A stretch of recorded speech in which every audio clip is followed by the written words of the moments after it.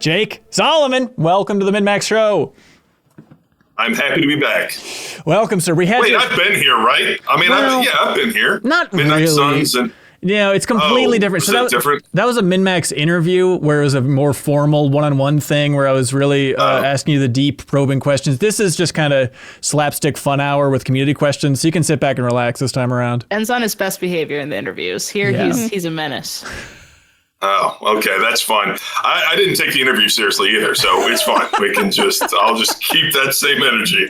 Even though you're working on a property like Marvel, it's like, all right, things are loose enough. That's a rare, I feel like most people doing a Marvel interview, it's like they have several sticks up their ass at all times. Everyone seems very scared.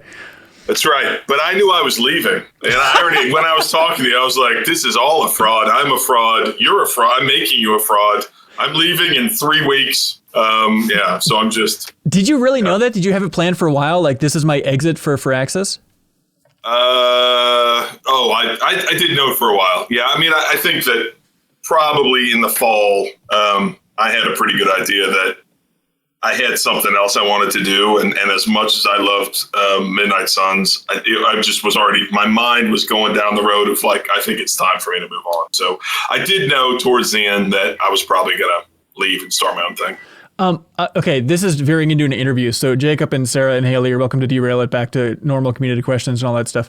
But I learned something about you recently, Jake. I had no idea that you... I got a hold of your internet search history. Let's go through it together. This is what the MinnMax show is all about, baby.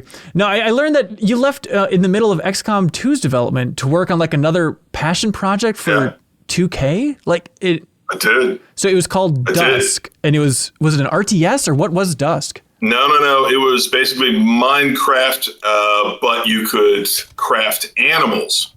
So Christoph used to run 2K. He now runs Amazon Games, and he came to me and he was like, "Oh, Jake, do you have anything that he's German. Okay, do you have anything you want to work on? Do you have any big ideas?" And I was like, "I do." It was going to be a voxel world. And instead of like No Man's Sky, you kind of visit worlds. This one was going to be you build a world, you're kind of saving a world. Like it's desolate. You put together an ecology, you craft animals that can survive on the world. You need predators, you need prey. And again, it all sounds very cool. Or maybe it doesn't, I don't know. I only worked on it for 10 months. It was very hard. I couldn't come up with a good design reason for why am I crafting these animals basically? Like, why am I putting rabbit ears on a fucking elephant, right? So, wait, I forgot to ask if I can curse. I'm sorry. I didn't mean to. Do what you want. You're all set. Did you ever play that old RTS called Impossible Creatures by chance? Of course. Okay. Were you thinking about that a little bit in the design of this whole thing? I was. Yep, I was. And so, it was fun, but the tech was very difficult. So it didn't go very far. And then X2 wasn't going very well. And so I remember Christoph had me come back out to California where 2K's offices were, and he was like, "I don't think it's good for your career if XCOM 2 is not good." And I said, I get what you're saying. I was like, solid copy, Commander. I will return to X2. So, and that was it for my dream project. One of many dream projects. Every designer has about 40 dream projects, so that was one of them. And now you had one so good that you're like, I got to leave Firaxis and start up Midsummer Studios here? Yeah, Midsummer Studios. The funny thing about this, so we're all in office actually, and these offices, which you can see behind me, these are actually the old Firaxis offices. So when we were going looking for office space, the old Firaxis offices were available, and I was like, "Whoa, I have to." The first guy we hired was Sid Meier's son, right? So Ryan is a senior gameplay engineer for us, and so I've thought about like trying to date Sid's wife. I'm just trying to become. I'm single white femaling Sid at this point. So but this way I get to see Sid. I think he comes to visit me. I think it's probably he visits his son, but it is kind of a trip. This is like a place where we all kind of started our careers. That's bizarre. Did you specifically make a note that you wanted Sid's old office, or did you say like, "No, that's sacred ground. I couldn't possibly sit in there"? No, I mean, the problem is everybody comes in. I don't remember. They're very different now, so it's like nobody can remember where they used to sit. So I don't know. I might be in Sid's old office. I could never fill his office, but effective. Okay, all right. Let's not get wild here. But So you left to start Midsummer Studios, and the pitch that you're talking about is it's like a hardcore version of The Sims.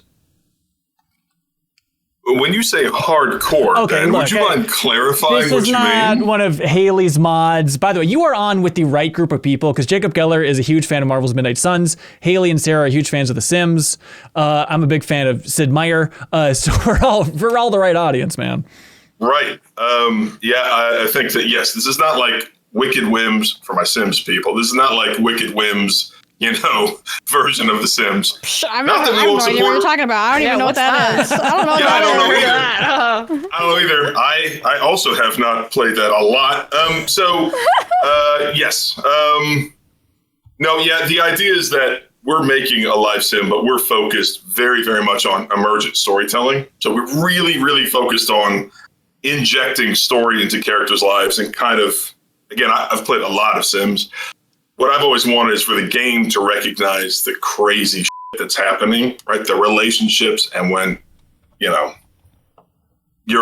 at a party or wherever, and your wife starts flirting with like this you're like, what the hell is going on? All of a sudden, this crazy stuff starts happening, and you want the game to kind of acknowledge that and build a storyline out of it. So we are trying to make a game that recognizes storylines, injects storylines, and allows the player to kind of steer them in whatever direction.